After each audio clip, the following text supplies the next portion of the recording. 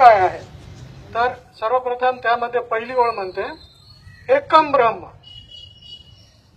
एकम ब्रह्म द्वितीय नास्ते किंचन, नैना नास्ते नास्ते किंचन।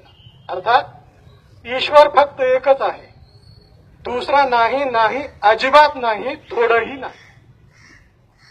आता हा झाला ब्रह्मसूत्राचा भाग। मग आपण कुराण शरीफ मध्ये आलो, सूर्य नंबर 112, सूर्याचं नाव आहे सूर्य इखलास। त्याची पहिली ओळ कुल हुवल्लाहु अहद, म्हणजे ईश्वर फक्त एकच आहे।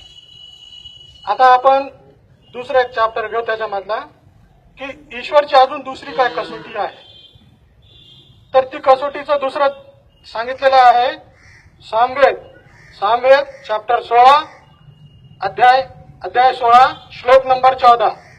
नाच्यास्य प्रतिमा असती, देवाची अशी कुठलीही प्रतिमा नाही। आणि त्या सूर्यामधला दुसरा अल्लाहु समद, ईश्वर काय आहे, सर्व ठिकाणी सर्वव्यापी आहे। आणि पुढची त्याची लम यलिद व लम युलद, त्याला कोणी आई बाप नाही किंवा तो त्याचा कोणीही मुलगा वगैरे कोणी नाही। वलम यकुल लहू कुफुवन अहद, आणि त्याच्यासारखा दुसरा कोणी नाही आणि त्याच्याशी आपण कोणाशीही जोड करू शकत नाही। आता आपण कुठे आलो होतो की नाच्यास्य प्रतिमा असती, त्याची प्रतिमा अजिबात नाही। आपण काय करतो, प्रतिमा तयार करतो। आपले वेद आपण वाचले का नाही, नाच्यास्य प्रतिमा असती असं म्हणलेलं आहे। पुढचं न जनिताय न जनिपाय, पुढचा शब्द काय, जनिताय न जनिपाय, म्हणजे त्याला कोणी आई वडील नाही, तो कोणाचाही मुलगा नाही।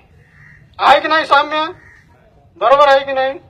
तर त्यामुळं आपण वाचलं पाहिजे। एकूणमेकाचा आपण विरोध करण्यापेक्षा आपल्या पुस्तकात